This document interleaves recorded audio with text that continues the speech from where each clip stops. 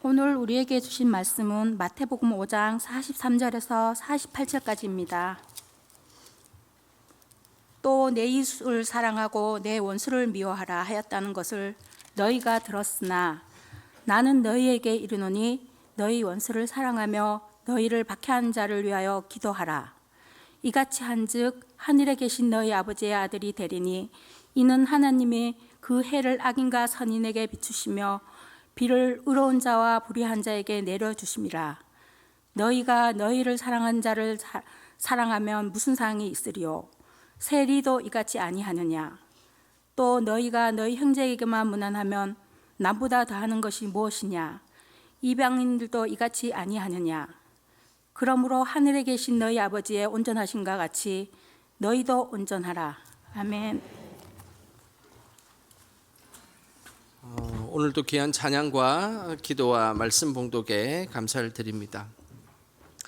이 세상에는 완벽한 사람은 없습니다. 어떤 한 분야를 잘하게 되면 또 다른 분야는 잘 못하게 되는 것이 바로 우리 인간입니다. 그래서 모든 것을 다 완벽하게 잘하는 사람은 이 세상에 없습니다. 그만큼 우리 인간은 완벽한 존재가 아니라 늘 불완전한 존재입니다. 우리가 잘 아는 아인슈타인 박사는 역사상 가장 똑똑한 사람 중에 한 사람입니다. 그의 그 시신을 해부학을 해보아서 뇌를 살펴보니까 그 아인슈타인 박사는 일반 사람들보다 이 수학적 사고에 관련된 두정력이 15%나 더 많이 발달되어 있던 그런 사람이었습니다. 그래서 어느 누구도 해결하지 못하는 그런 물리적인 현상과 그리고 또 여러 가지 수학적인 원리들을 발견하고 증명하고 또 새로운 것을 만들어냈던 사람입니다. 그래서 혹자는 천년에 한 명 나올까 말까 하는 인물이다라고 이야기를 했습니다.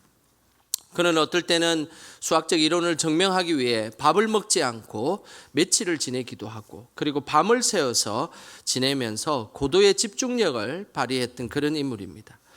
그러니까 이런 인물들을 생각하면 우리는 그런 생각을 가질 때가 있습니다. 이 사람은 아마 뭐 한마디만 하면 하나도 잊어버리지 않고 완벽하게 외울 수 있을 것이다 라고 생각을 하죠. 하지만 그렇지 않았습니다.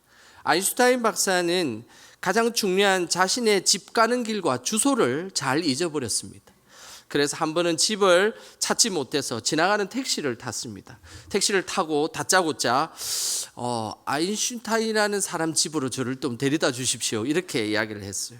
당시 아인슈타인은 동네 모든 사람들도 알고 있었고 택시 기사도 알고 있었기 때문입니다. 그러면서 택시 기사는 이런 이야기를 했습니다.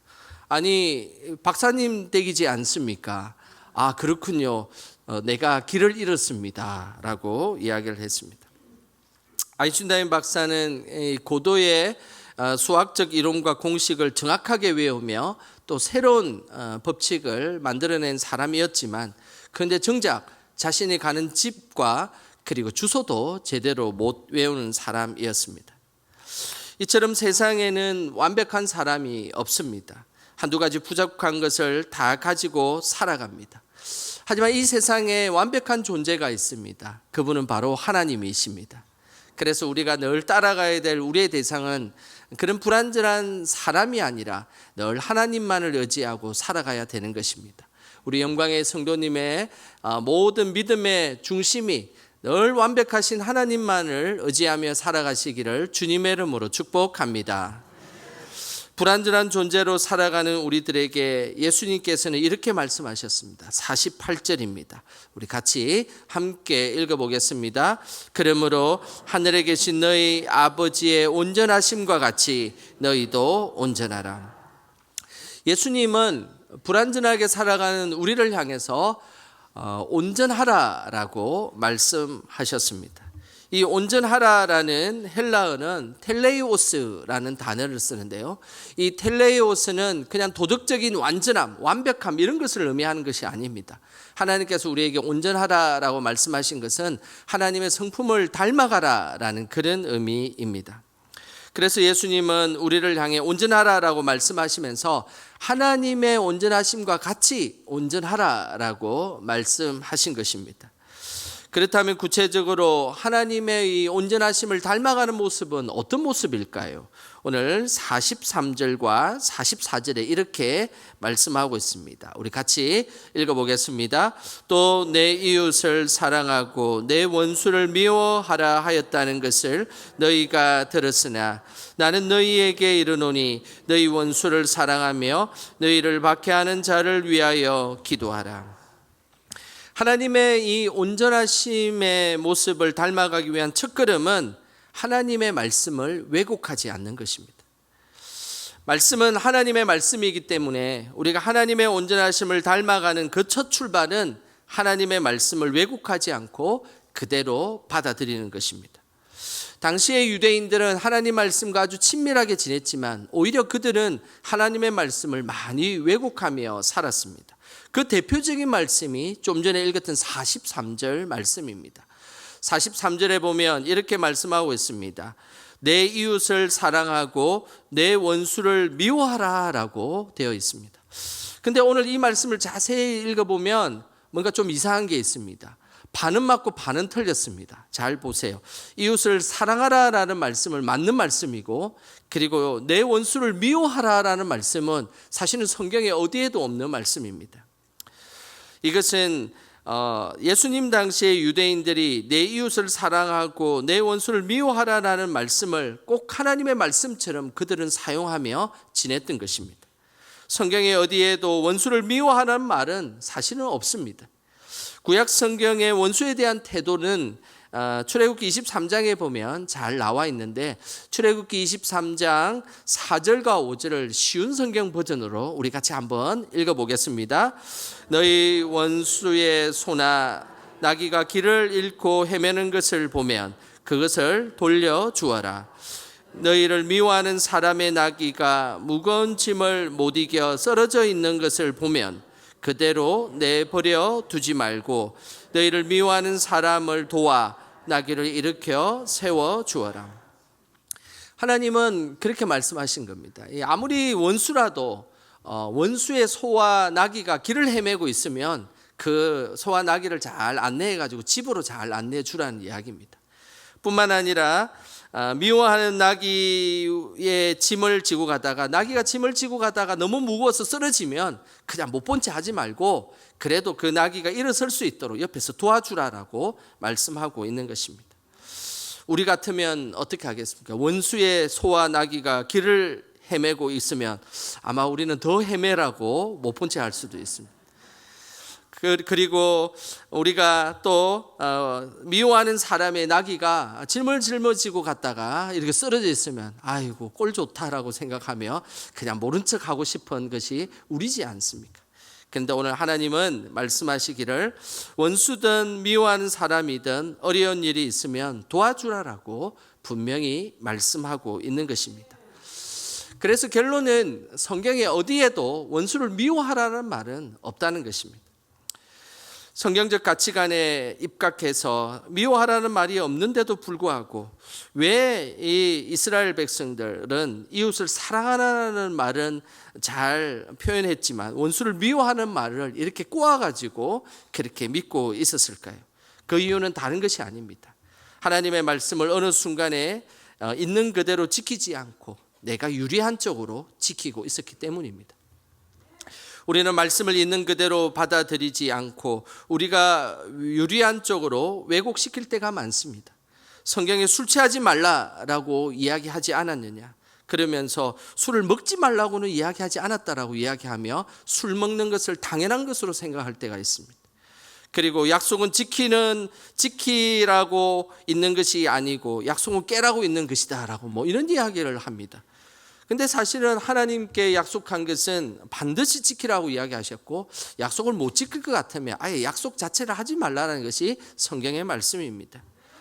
그뿐만 아니라 이 말씀은 내가 지킬 수 있는 말씀인 경우에는 그냥 그 말씀을 받아들이지만 지킬 수 없는 말씀인 경우에는 길을 닫아버리며 신앙생활을 하는 경우가 많은 것입니다.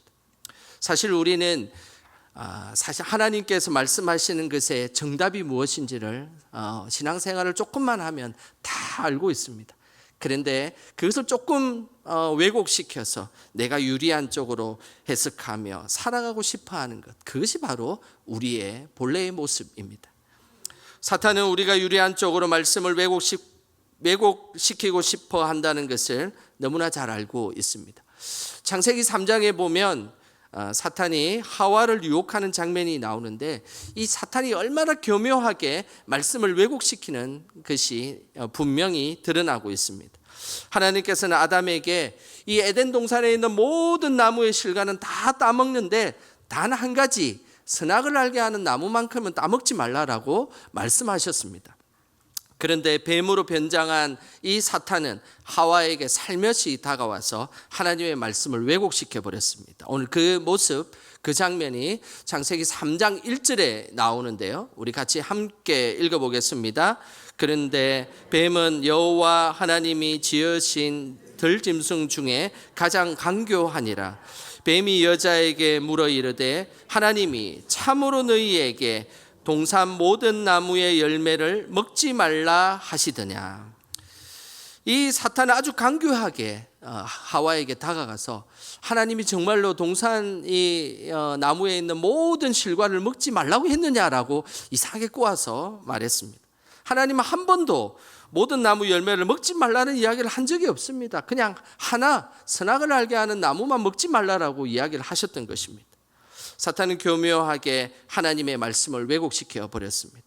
하와에게 하나님이 동산에 있는 모든 나무의 열매를 먹지 말라고 했냐라고 이야기하면서 왠지 모르게 하나님에게 반감을 가지도록, 그리고 지킬 수 없는 것을 이야기한 것처럼 그렇게 왜곡되게 바꾸어 버렸다는 사실입니다.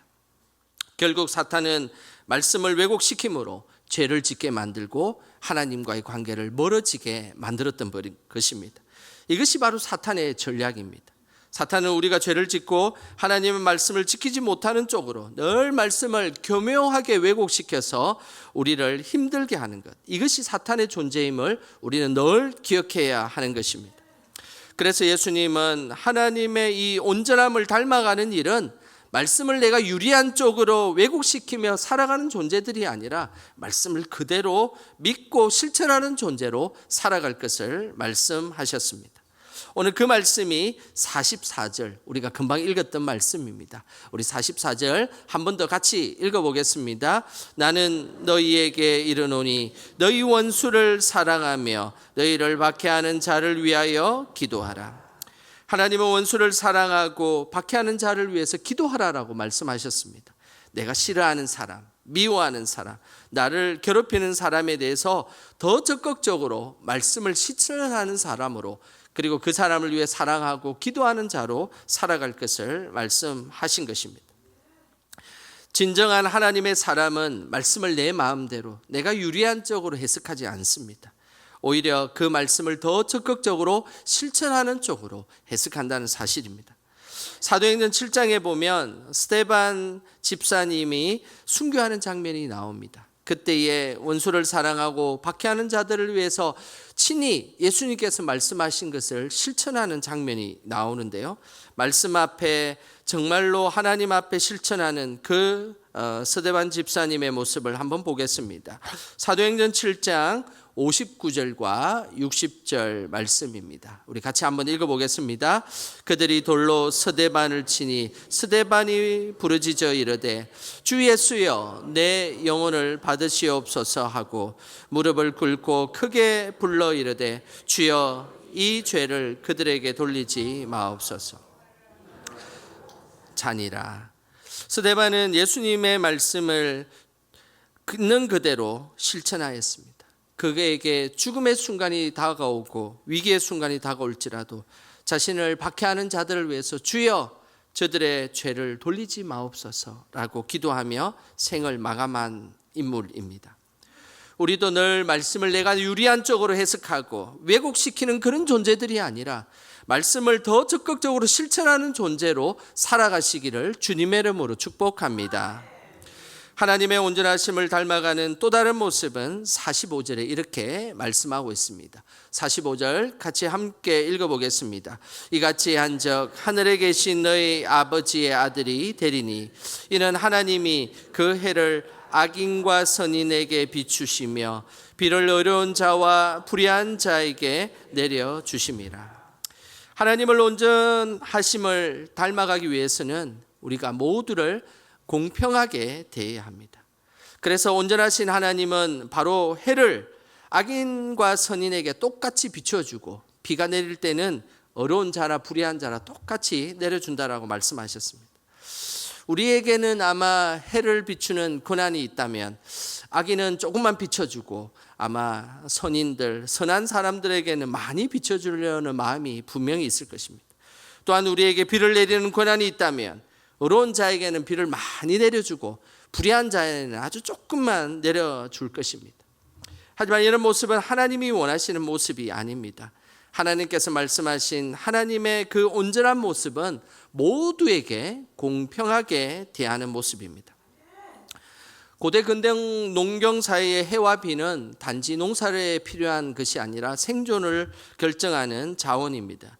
이런 생존과 관련된 것은 인간의 도덕적 자격을 초월해서 모두에게 공평하게 제공되어야 한다는 그런 원칙을 갖고 있었습니다. 하지만 이방 문화에서 보면 특별히 우상들은 늘 불공평한 모습을 보였습니다. 특별히 비와 풍요를 상징하는 이 바알신은 자신에게 바치는 제물의 양을 가지고 비의 양을 결정하는 것처럼 그렇게 그들은 생각했습니다. 그래서 왕과 귀족들은 막대한 비용을 들여서 제사를 지냈습니다. 그렇게 하면 축복을 많이 준다라고 생각했던 것입니다. 또한 더 많은 축복을 독점하기 위해 이들은 바알신을 아예 독점해 버렸습니다. 그러니 짐승 한 마리도 제대로 바칠 수 없는 가난한 그런 빈곤층들은 늘 축복에서 소외되었습니다. 그러다가 어쩌다가 이 가난한 이들이 농사가 잘 되지 않으면 더 많은 제사를 지내지 못해서 그렇게 되었다라고 그들은 생각하게 되었던 것입니다. 이런 신앙을 기복신앙이라고 이야기합니다. 기복신앙은 하나님 앞에서 온전함과 전혀 거리가 먼 것입니다. 하나님은 기본적으로 필요한 것은 부자이든 가난한이든 선한 사람이든 악한 이든 모두에게 공평하게 채워주시는 분임을 늘 기억하셔야 합니다. 이 모습은 광야를 지냈던 이스라엘 백성에게 잘 나타났습니다. 하나님의 만나를 내려주실 때의 그 모습을 보면 하나님은 정말로 공평하게 이스라엘 백성들에게 만나를 내려주셨습니다. 출애굽기 16장 말씀 그 17절과 18절 우리 같이 함께 읽어보겠습니다. 이스라엘 자손이 그같이 하였더니 그 거둔 것이 많기도 하고 적기도 하나 오멜로 되어본 즉 많이 거둔 자도 남음이 없고 적게 거둔 자도 부족함이 없이 각 사람은 먹을 만큼만 거두었더라. 하나님이 많이 거둔 자나 적게 거둔 자나 하나님께서 놀랍게 이 한 오멜만 가져갈 수 있도록 하나님께서 만드셨습니다. 이 오멜이라는 한 오멜의 단위는 우리가 그 1000ml짜리 되는 우유 한 통이 있지 않습니까? 그 크기에 그 2개 정도 되는 그런 크기입니다. 그러니까 우유 큰 2통 정도 되는 것이 한 오멜입니다. 특이하게도 만나를 많이 이렇게 가져가서 한 오멜이 넘쳐버리는 경우에는 뒷날이 되면 그것이 다 썩어서 없어져 버리는 거예요.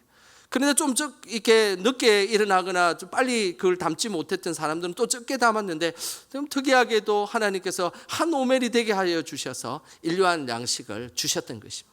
그것이 만나에 하나님께서 주셨던 축복입니다. 하나님은 생존에 관련된 것은 개인의 능력과 개인의 존재의 차별 없이 늘 공평하게 주셨습니다. 능력이 많은 이에게 많이 주고 높은 존재에게 더 주지 아니하셨습니다.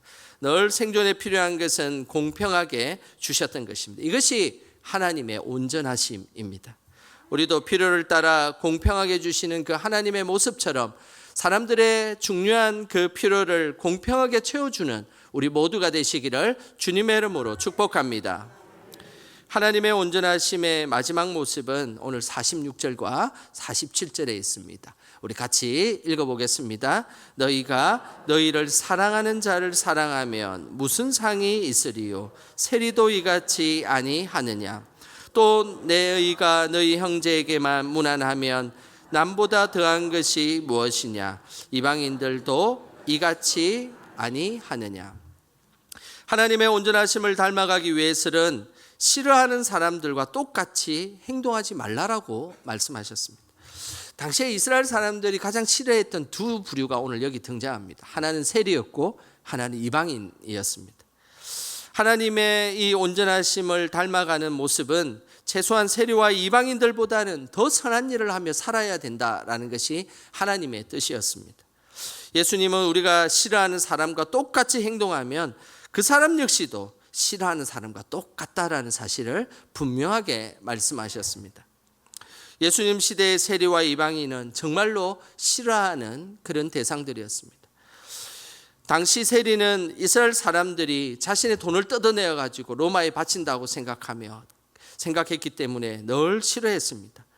유대인의 정결법에는 이 세리가 옷깃을 스쳐도 부정이 탄다고 생각을 했습니다. 뿐만 아니라 세리가 만진 물건은 부정하기 때문에 깨트려야 된다라고 이야기했습니다. 그뿐만 아니라 세리가 법정에서 뭔가 그 정결을 이야기했을 때는 그 세리의 정언은 채택되지 않았습니다. 이처럼 당시에 이스라엘 사람들은 사탄보다도 세리를 더 미워하고 싫어했던 것입니다. 이방인도 마찬가지였습니다. 이스라엘 사람들은 이방인과 상종도 하지 않았습니다. 식사도 같이 하지 않았고 어느 날 이방인 땅에 가게 되었을 때 돌아오게 되면 몸에 먼지를 막 틀면서 부정한 게 묻은 것을 틀어야 된다라고 생각할 정도였습니다. 그리고 이스라엘 사람들의 머릿속에는 어떤 생각을 갖고 있었냐면 이방인들은 지옥불을 태우는 그런 불쏘시개와 같다라고 생각을 했습니다. 그 정도로 이방인들을 싫어했습니다. 이것을 잘 알고 있었던 예수님은 이스라엘 사람들에게 매우 자존심 상하는 이야기를 했습니다. 왜냐하면 너희가 사랑하는 사람들만 사랑한다면 너희가 싫어하는 세리와 똑같다는 것입니다. 또한 너희가 친한 사람들에게만 인사하면 너희가 해모하는 이방인들과 똑같다라고 말씀하고 있는 것입니다. 결국 사랑과 안부를 묻는 인사가 내가 좋아하는 이기적 수준에만 머물러 있다면 우리가 싫어하는 사람과 똑같은 모습으로 살아간다는 것입니다. 그래서 우리가 더 이상 그것을 지적할 필요도 없다고 말씀하고 있는 것입니다. 우리의 이기적인 모습을 넘어서서 하나님의 그 온전함을 닮아가는 삶으로 살아가기를 축복합니다. 1994년 르완다에는 두 종족이 아주 심하게 갈등이 있었습니다. 후토족과 투치족이 대결을 벌였는데 어느 날 후토족이 토치족을 비극적으로 아주 잔인하게 살해하기 시작했습니다. 투치족에 있었던 평범한 대학생 이마쿨레라는 여인이 그 후토족 사람들이 쳐들어올 때에 한 목사님 댁에 숨었습니다. 그 장소는 한 1m 정도 되고 가로 세로 한 1m 조금 더 되는 그런 곳에 좁은 화장실에 숨어 있었습니다. 그때 다른 여성들 7명이 무려 그곳에 숨어 있었습니다. 그녀들은 좁은 화장실에서 무려 91일을 버텨내었습니다. 그 화장실에서 자신의 부모님과 두 오빠가 잔인하게 살해당하는 소리를 듣게 되었습니다. 그러면서 그 좁은 곳에서 그녀는 마음속에 그 살인자를 향해서 끔찍한 정오와 복수심이 독버섯처럼 피어올랐습니다. 그렇지 않겠습니까? 내가 나가게 되면 어떻게든 그 살인자들을 고통을 자신에게 줄 수 있는 최대한 고통을 안겨줄 것이다 라고 생각하며 어떤 방법으로 죽일까, 어떤 방법으로 복수할까 그곳에서 그것만 생각하고 있었던 것입니다. 그곳에서 숨어 지내는 동안 갑자기 그녀는 하나님께서 이런 생각을 갖게 해주었습니다. 그녀가 분노하고 복수하려고 생각하는 그들에게 복수하려고 하는 자신의 모습도 똑같은 폭도와 똑같은 그런 사람처럼 보였다는 것입니다. 그러면서 평소에 외우고 있었던 주기도문이 생각났습니다. 우리가 우리에게 죄 지은 자를 사하여 준 것 같이, 우리가 우리에게 죄 지은 자를 사하여 준 것 같이 그렇게 살아야 할 텐데 그렇게 살지 못하고 복수의 복수를 행하며 복수의 화신처럼 살아가려고 했던 자신의 모습이 하나님 앞에 부끄럽게 여겨지게 되었던 것입니다. 그러면서 용서의 여인으로 하나님께서 변화시켜 주었습니다. 대학살이 끝난 후에 그녀는 자신의 가족을 죽인 주동자 펠리시앵이라는 이 사람이 감옥에 갇혀 있었다는 것을 알게 되었습니다. 그러면서 그 감옥에 일부러 찾아가서 손을 내밀며 한마디 말을 건네었습니다. 당신을 용서합니다. 정오가 당신을 어떻게 망가뜨렸는지 보았습니다. 당신과 똑같은 사람이 되지 않기로 선택했습니다. 내게 남은 것은 오직 사랑과 용서뿐입니다. 그녀의 결단은 그녀의 가족을 죽인 살인자와 똑같은 길을 걷지 않도록 만들어 주었던 것입니다. 결국 하나님의 온전하심의 길로 그녀는 걷게 되었던 것입니다. 우리는 늘 갈림길에 서 있을 때가 많습니다. 세상 사람과 똑같은 행동을 하고 똑같은 말을 하고 똑같이 지내게 되는 길이 있고, 그런데 하나님 보시기에 온전한 길이 늘 선택의 길에 우리에게 서 있습니다. 저는 우리 영광의 성도님들이 그 선택의 길에 하나님의 그 온전하신 길로 선택하기를 주님의 이름으로 축복합니다. 하나님은 불완전하고 완전하지 못하고 늘 이기적으로 살아가는 우리들을 향해서 온전한 길을 걸어가라고 말씀하셨습니다.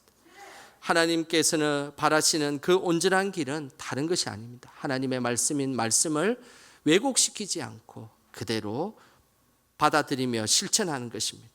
또한 그 길은 모두를 공평하게 필요를 채워주는 것입니다. 그리고 그 길은 우리가 싫어하는 사람과 똑같이 행동하지 않는 것입니다. 그렇게 살아가는 것, 이것이 바로 하나님의 온전하심으로 살아가는 길임을 우리에게 말씀하고 있습니다. 오늘 이 말씀을 들은 우리 영광의 모든 성도들은 늘 하나님이 온전하신 길을 보여주셨던 것처럼 그 길에서 하나님이 영화롭게 하며 살아가시기를 주님의 이름으로 축원합니다. 이 시간 우리 찬양하며 기도하는 시간 갖겠습니다. 완전하신 나의 주 찬양하겠습니다.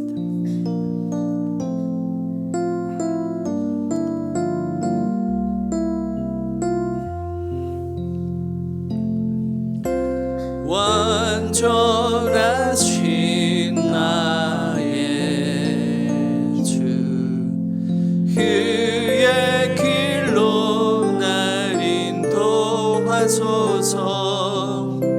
행하신 모든 일 주님의 영광 다 경배합니다.